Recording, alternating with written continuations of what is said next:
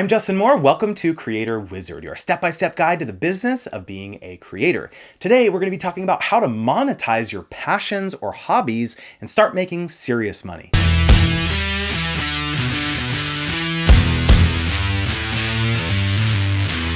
In this video, you're going to learn whether some passions are more monetizable than others, how to ensure making money from your passions doesn't end up feeling like a job, and why becoming a full-time creator is more achievable than you might think. Before we get started, if you want insider tips on how to grow your business as a creator and diversify your income, click the link in the description to join our free newsletter, and you'll also get a downloadable brand deal pricing checklist. So today we're going to be talking to TJ Davidson. Welcome, TJ. So excited to have you. So why don't you start off by telling us a little bit about how you got started on social media? Oh, well, so Justin, it was a long time ago. I've been on social media for a little while.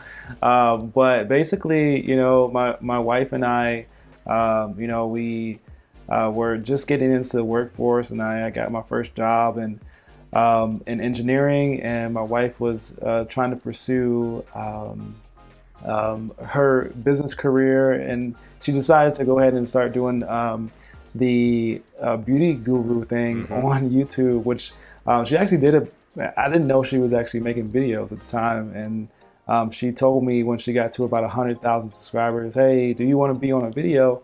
And she introduced me to this world of YouTube, and this was years ago when we were first, YouTube was first starting, probably about the second or third year into YouTube, honestly. And it's been a journey since then, just, creating content, which that involved into the daily vlogging and, me diving into photography, videography, and really just, kind of helping out in that area. And then we evolved into doing it full time, and pursuing it and just traveling and doing everything we can via social and making money doing it. That's amazing. And I mean, to be honest, I want to give you a massive compliment, which is that for as long as you guys have been doing it, to have stayed relevant. I mean that as in the most earnest way possible. That it's very hard to do that, right? Like to maintain a relevancy on social media, have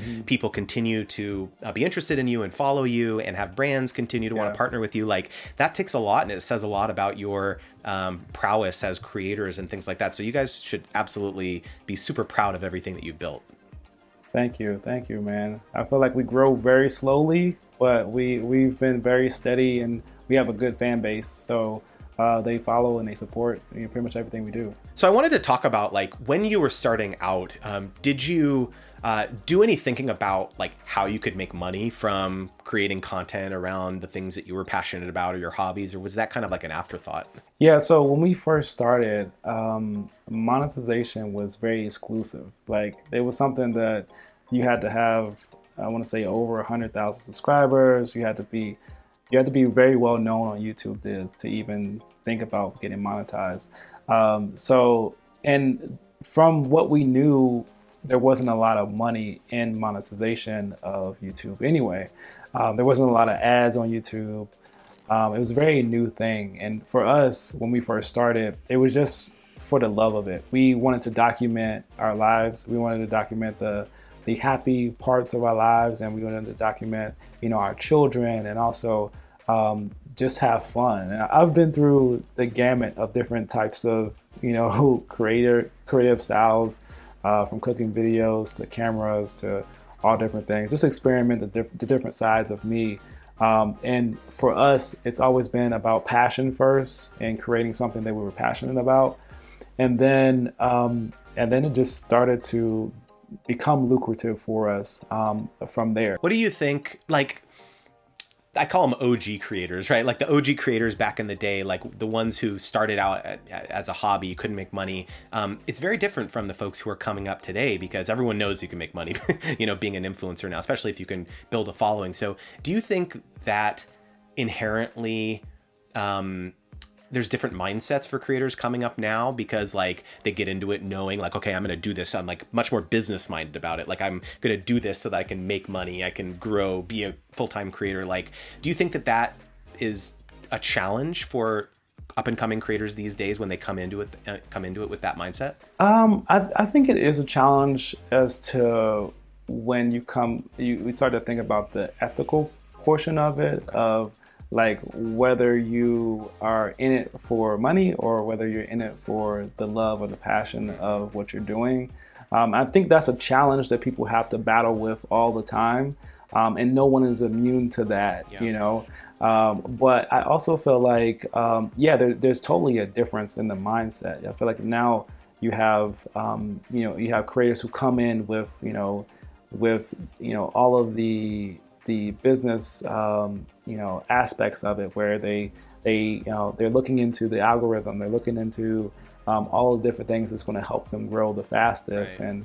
and a lot of people are choosing to go into to areas that either are very niche and that doesn't have a lot of people, or areas that they know have been proven to make a lot of money. Right. So I feel like, there's that kind of tug of war there that you have to have with yourself. And a lot of creators are stuck in that area right now. Honestly, I couldn't imagine going into YouTube with that idea in my head. Yeah. But because when we came up, it just wasn't something that we were really thinking about at the time. Right. Yeah. I mean, it definitely is challenging. And it's interesting you talked about like having a niche, because like, man, social media is very saturated, these days when it comes to, depending on the content vertical, obviously. But that's what I always tell creators is like, if you want to make a name for yourself, like you need to be saying something unique, right? Because otherwise it's going to be super hard to break through. And you have to be very passionate. Speaking of passion, you have to be very passionate about what you're making, because it's going to be a slog, probably, right? It's going to take you at least minimum like 12 to 18 months, to like of continuously pumping out content to like slowly build your audience. It's not going to be something that happens overnight. So totally hear you on that one. Do you think that there are some passions or hobbies that are easier to monetize than others? Yeah, I mean, honestly, you would see where there's passions that have more products involved with them. Yeah. There's passions that have like photography, right? Like Amazon affiliates, right? Yeah, like just more opportunity to earn money. So like for example, like through technology and things like that, there's so much technology coming out at a rapid pace that the opportunity to do brand deals with that rapid pace is very lucrative. Also, the opportunity to make just general content on that type of technology and stuff like that, that allows you to be able to make content more frequently, because there's just so much going on in that space. Right. So there's areas that provide, I want to say a higher ceiling to creators, where where like for a great example would be gaming. Gaming has a really high ceiling, and there's so many opportunities there for people to earn and make money in different areas. Yeah. I would say family vlogging is one of those things where there is a lot of opportunity there as well. For Tiffany and I, being able to really talk about any product that has to do with family, or homes, or cars, or things like that, family vehicles, just things like that allow us to spread out into different areas, and earn money. A great example is that, like, I always talk about how like creators these days have so many more ways to make money than 5 or 6 years ago, right? Like back in the day, it was just like, if you were on YouTube, it was like YouTube revenue share.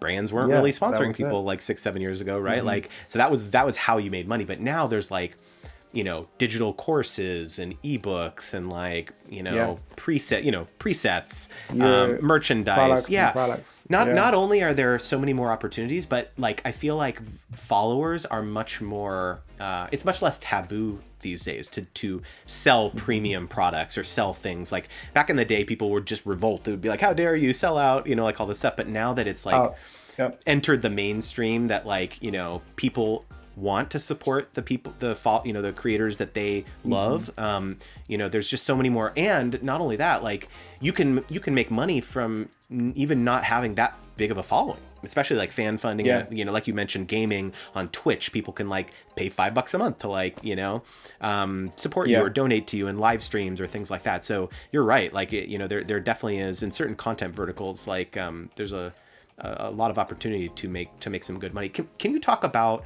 kind of the balancing act that you had in the past, juggling a full-time job and being a creator? Because I know that's like a big tension that I think a lot of creators have. Like if you want to grow your career and you want to like make money on the side, but then obviously you got to pay the bills. So how did you navigate all that? Well, for us, it was easy and it was hard. And I'll explain why. Because when we were first getting out of college and I was pursuing mechanical engineering, my wife had a business degree, but she, business management, and she was just finding little jobs here and there to make money. She worked at a dentist's office, and she worked at a retail store, and she was having a hard time finding a good job. Meanwhile, I had a good job.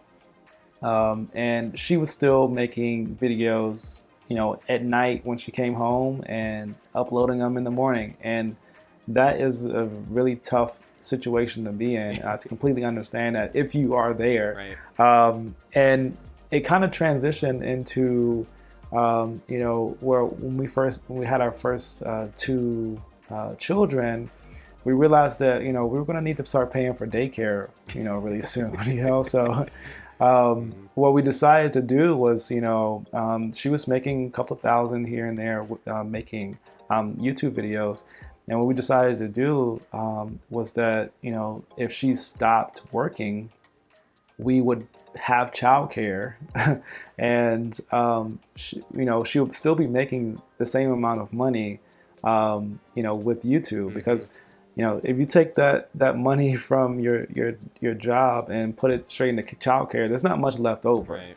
And so for two young kids, childcare can be very expensive. And so what she was able to do was take that time away from work, and I was able to take care of the bills and things like that. And she was able to devote her full time and effort into YouTube, which allowed her to grow. And that year was probably one of the best years she had with ad revenue. Yep. That I think the following year, I believe we met you, and from there, I want to say we did that for about three years or so. Mm-hmm. And then I actually was laid off from my engineering job. They took all of their operations overseas. Oh, wow. And it was a great job. I was making great money. But my wife and I had been building this YouTube on the side. Mm-hmm. We were building something. And before I was laid off, I was helping her edit. I was, doing all of the kind of creative side of it. And that led us to believe that, if we both devoted our full time towards it, where could we take it? Right. And so at that moment, I decided, if we pursue this, we need to do it now. Mm-hmm. And we decided to pursue it. And now we're kind of building off of that foundation that we created. Yeah, no, that's super interesting. And I hear actually that story a lot, which is that oftentimes in a relationship, if one partner is still working and the other one can kind of fully devote all their time and energy to trying to build it up. And because there is kind of this opportunity cost, right? Like if you're spending 50 hours a week at a 9-to-5 job, how could you grow your creator business if you devoted all of that time to the creator business? But like you said, you still got to pay the bills and everything. So that's really, really an interesting story. One question I have is that whether it's your photography stuff or, filming your lives as, family vlogging and things like that. Do you think that turning your passion or hobby into something that makes you money makes you less excited to do those things in general now that it's kind of like a job, you know? I'm curious, like, how you avoid that feeling. Yeah. So in anything, you need to make money. I mean, honestly, you need to make money in anything you do. And I think what has helped me, and I experienced this in my photography business and videography business, that it really wasn't about the money or being paid for the job. It was about the clients that I was working with, Right. and what I was doing, was it fulfilling me? And I think what people get really caught up in is it's not the actual money transaction for the passion. It's the fact that they're not doing things that they're passionate about for money. Right. So let's say, I have a photography gig and they tell me like, hey, like we want you to take pictures of this event, and they just want me to show up and just snap a couple of pictures here and there. Well, that's not really why I got into photography. Right. I got into photography to be creative and to do things that I love. And I feel like as long as you're being paid to do something that you love and not being paid to just do something that someone wants you to do, then the love will still be there. Right. The passion will still be there. So I think that's where, the difference comes in, is like making sure that you're still doing things that you're passionate about. And a lot of times, like even with brand deals, when we do brand deals, we turn down 50% of them, and it's because it just doesn't fit, what we do, Right. or it doesn't fit our lifestyle. It's not something that we feel passionate about or creative doing, Right. So I think it's important to keep that moral ground, or that standard, where it's like, hey, in order for me to feel fulfilled, I need to be doing things that are fulfilling. Right. Yeah, super interesting, and totally agree there. Like you definitely need to be able to have some sort of separation between this and still find the joy in what brought you to it in the first place. So super interesting. Can you talk about the different types of revenue streams that you have now, that you're, or maybe ones that you're like planning on exploring in the future, and people always talk about like passive income, versus like brand, active income, like brand deals or things that you have to like work for. Are you guys thinking about that more in the future, or like how do you think about your overall creator business and where all your money is coming from? Yeah, so I feel like we've always been transitioning. We talked about this before, Justin. People always wonder how we made money. Like, what are you doing? Like, can you actually make a living doing this? Like, even people asking us like, hey, like, what happens when YouTube goes away? And the key is definitely diversifying the income and how you make money to make it more consistent.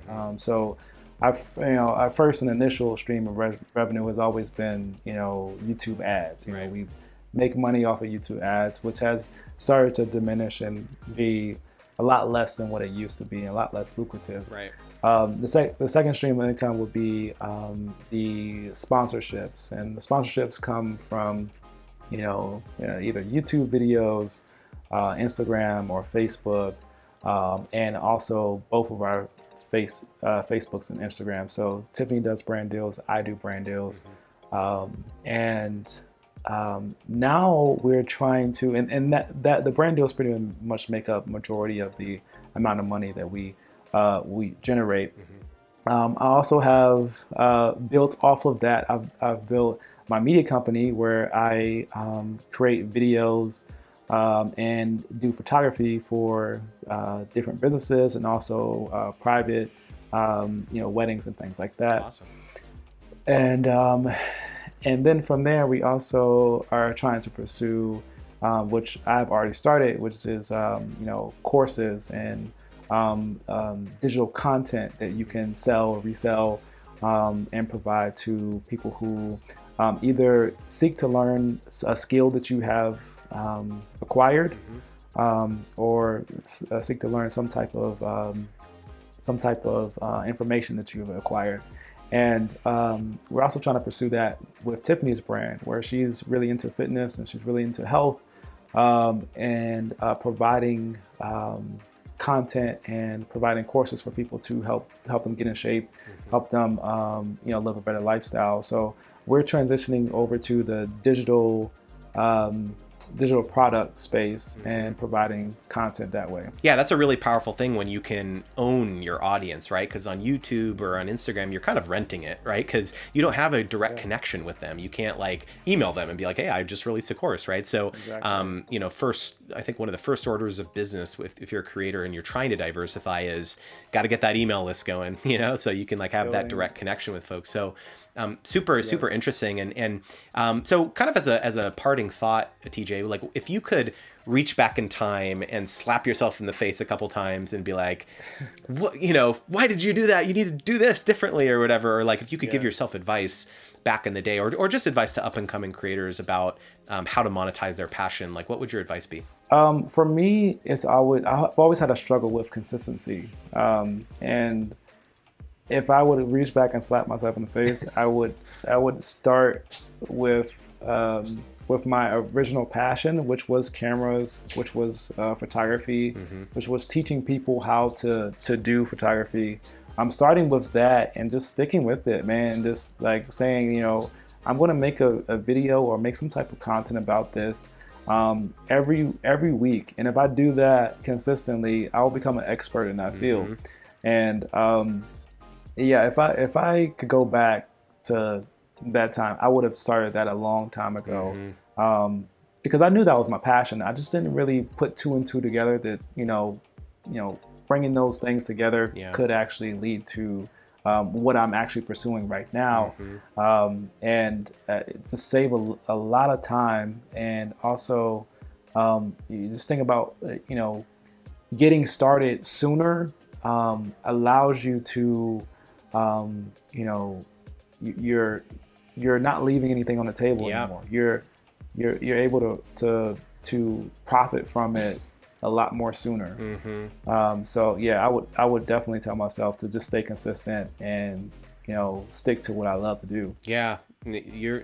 That is absolutely universal advice, is do not hesitate, do not wait. I think a lot of people get paralysis by analysis, right? They just like thinking like, I don't know when to start, like what am I going to do? Like your advice I think is super sound, is that you just got to get started, and you're going to get better over time, right? Like, you look back at all of our videos like from 7-8 years ago, like of course they're like filmed on a webcam or whatever, like super low quality, but it's like you get better as you get more skilled and experienced and things like that. Well, TJ, thanks so much for chatting today. It's been super interesting. So how can people find you on social media, your handles, that kind of thing? So you can find me at tjdavidson.co. You can also find me on Instagram. My main Instagram is TJ Davidson Films, and you can find some more information about what I do on tjdavidson.co over at IG and also at facebook.com. Awesome. Well, thanks again, TJ. So I hope you enjoyed the interview. Please check out TJ's platforms. I've linked them below. I would also love for you to subscribe to my channel and click the notification bell to be notified every time I upload a new video. And please leave a comment down below if you have any questions or future video ideas. And you are now one step closer to becoming a creator wizard. Don't forget, if you want insider tips on how to grow your business as a creator and diversify your income, click the link in the description to join our free newsletter. You'll get exclusive videos, worksheets, and insights on the influencer marketing landscape, access to special product discounts, first look at upcoming courses, and more.